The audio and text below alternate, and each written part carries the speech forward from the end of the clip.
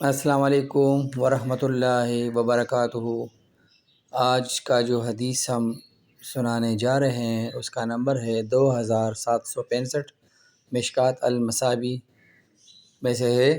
حضرت ابو جحیفہ رضی اللہ تعالیٰ عنہ سے روایت ہے کہ نبی صلی اللہ علیہ وآلہ وسلم نے خون کی قیمت، کتے کی قیمت اور زانیہ کی کمائی سے منع فرمایا، اور سود کھانے والے، کھلانے والے، جسم گوندنے والی اور گدوانے والی اور مصور پر لعنت فرمائی ہے۔